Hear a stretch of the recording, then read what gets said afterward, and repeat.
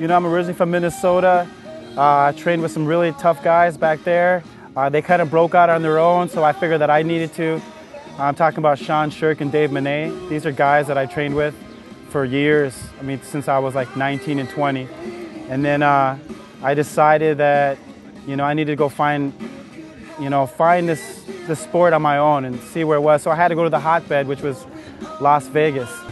You know, I met this crazy character by the name of Rico Rodriguez, okay? And we clicked right off the bat. I started to get to train with Tito Ortiz and a lot of those guys up there in Big Bear, and I got to meet Rampage. And this is when everybody was training together at this Fabio Iha's gym out in Huntington Beach, California. So, you know, going to Vegas to California, going back and forth was like, not only was it a dream for me to travel with and be a part of some really tough guys, I actually got to be friends with these guys. So, you know, and they kept telling me about this secret weapon that comes up that trains them, you know. I'm like, who is this guy, you know? They're like, it's Saul Solis, you got to meet this guy. We went out to Arizona to a Machado tournament. And I was just a blue belt at the time, and I won my division. And not only did I win my division, that same night, and I do got witnesses, I made Eddie Bravo tap that night with the knee bar. That's the truth, okay? And I thought that I had something that no one else had. And the UFC made me believe that, you know? You see all these big fighters, like wrestlers like Coleman and stuff like that. I'm like, I want to ground and pound. And if you see my record, I know I don't have any submissions. It's either by technical knockout or a ref stoppage or cut, you know? Or I get tapped, all right? I was, you know, going crazy. I was a sucker for the triangle, but, you know, I'm matured as a fighter now, you know what I mean?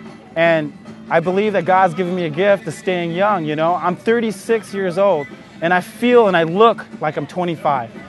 You know, I had my last fight in 07, and prior to 07, 5 or 6 fights that I've had were the toughest fights that I think anybody could have on their plate. Who'd you fight? Well, the first fight that I had to start off the list was Carlos Condit in Albuquerque, New Mexico, in an event called Fight World. Now, I didn't know much about Carlos Condit. I knew that he was a badass, and my boy Carlo Prater just beat him. So I was thinking, you know what? I'm like, I'm not better than Carlo Prater. I give Carlo Prater all the props in the world. I just think that I could do pretty well with my style against him. I don't know if you've ever seen Carlos Condit, very good athlete. He's like 6'1" or 6'2", you know, lean, and you know, he could just knee, and that's what happened. I tried throwing a right hand, I couldn't reach him, so I kept circling, and he just bum rushed me and threw a knee because I was about to shoot, and he got me. And next thing you know, I was looking, and the referee's looking at me, and I'm like, what? What happened, you know? There was like a flash knockout. I got up, and I was so pissed, and I was like, you know what? Bring on the next guy. This guy's a little different, you know? So they're like, okay, man, you're going to go to the Extreme Challenge, and it was against that Clay Guida. I'm like, okay, I got this guy, all right? And it was another catch weight at 165. So he, like, if you see him now, he is very cut up. He wasn't like that when I fought him. He was kind of a heavier looking dude. Him and his brother look alike. So when they're husky, I was like, oh, I got this guy. And I was winning the whole fight. And I swear to God, if you see the fight, he stuck his fingers in my eye twice. They even had to stop the fight to give him take a point away. All right. By that time, my eyes were shot. I mean, I felt the finger go in my eye. I mean, it was bad. So they're asking me, do you want to continue, you know? And then they told me in the corner, this is how shady the business can be sometimes, in the corner telling me that I won't get my full bonus for showing up and taking on this fight, a guy that was like 10-1. I'm like, oh, shit. So I sat there. I'm like, all right, let's do this. Let's finish it out. And he took me down, and I just couldn't get out of his guard. And he pounded me out till the end of the round. The Ultimate Fighter show, and I actually went out to a place called Hollywood, Florida, at the Hollywood Seminole Hard Rock Cafe. I tried out there. I saw other guys out there like Rocky Long. There was a lot of people there. And the first session is grappling. Mind you, I didn't lose any grappling matches. I tapped both of my guys with the same tap, same move, Cobra choke. And I was like, okay, what's going on? You know, Dana's like, well, you know, unfortunately, you know, we don't have a spot for you on this episode. And the reason is, and he kind of broke it down for me, they already have the characters who they want for the show. They were just trying to find people to fill in these characters. And I'm like, I'm really disappointed. He's like, well, I want you to talk to Scott Adams at the time, which he was the promoter for the WC at the time, and he offered me a 3-fight contract. So I'm like, okay, cool, let me go fight. Who am I fighting, first right off the bat? Well, we'll call you, okay?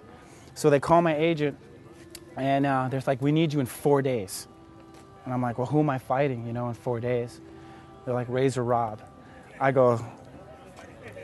I'm like, can it get any worse for me? I'm trying to break out, and everybody, strategically picks their fights, but it's like sometimes when they offer you the plate, and it's the only time that you might get the plate, you have to take it. So I decided to take it. I fought him. He broke my rib. It was I believe it's in San Jose or something like that, on some Indian reservation casino type deal.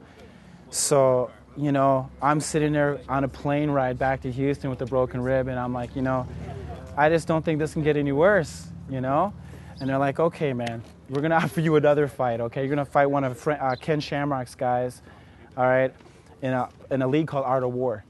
And I'm like, okay, let's do this, let's fight. Actually, you know what? I fought Kyle Bradley first, okay, in Rich Clemente's show out in, I think it was like the border of Louisiana and Mississippi. And I ended up tearing my ACL before I didn't even punch. I punched him once, and I stepped back to throw another one, and my leg went out on me. He jumped on top of me, and I wasn't even paying attention. I was in so much pain. And then he stopped. He goes, Randy, you okay? Because, everybody knows each other. And I'm like, man, I think I messed up my knee, It was kind of a injury that was coming along slowly, And then this time it just finally gave out. And so I'm like, well, I'm going to try to take one more fight. And I went and got a cortisone shot, which I advise no one to get a cortisone shot, because in reality, if you have an injury, it's still there no matter how numb they make it, okay? And this is what happened to me. I ended up fighting Chris Bowles is his name. He's their grappling instructor over there in Austin or Dallas or something like that, which is Dallas. Was doing really well. Right off the bat, my leg went out on me and I fell down, but I didn't give up. I went around his body and I walked up, hit him a few times, leg kicked him, checked a few kicks, and then I just lost by decision. Unfortunately, my knee wasn't there, so my confidence level went down. And then I was like, well, if it can't get any worse, what's going to happen, Unfortunately, I went home and found out that my brother went to cardiac arrest, my twin brother. So, I just kind of shut down after that. I knew that, my biggest supporter, and to believe it or not, my brother was like one of my sponsors. He's such a good guy, and he was doing so well, and he just wanted my future to do so well. And I remember one of the last things that he told me before he died was, no matter what people say to you, this is what makes you happy, so you must do it. I didn't really listen to him at the time because, I had a tore ACL. My brother just died. So from 2007 on, I just kind of like, I need to either teach and, I ended up being a bouncer and started kicking people's asses and stuff like that, maybe about 6 or 8 months ago, I decided that, I got to take control of my life. I can't sit in a dark spot for the rest of my life. So, I'm walking around at 155. Well, that's what I was walking around at, not working out, not dieting, eating Burger King, depressed, smoking weed, just didn't care, And now I'm like, 100% ready for any kind of obstacle. Because if you see all the people that I fought, there are still in the UFC, and they're still doing it. And obviously someone out there believes that I can still do it. And I let a lot of my teammates down because they really wanted to train with me, and I was already out, and they needed me at the time. And there's no making up for that. But right now, I'm trying to make up for it and do the best I can, and at the same time, take care of my business. So there's going to be big things for 2010 and on for me, and especially now that I'm a more mature fighter and I understand what needs and what entails. A lot of these people just, hope that they can make it in the business. And you need to make it happen in the business. And that's taking on big fights like I did, because no matter what happens, a promoter wants a fighter. And it's nice to have a guy that can kick ass and be undefeated, but there is also something about a guy that's going to step in the ring and give everything that he's got. And that's me, Randy Hauer. H-A-U, put you in the ER.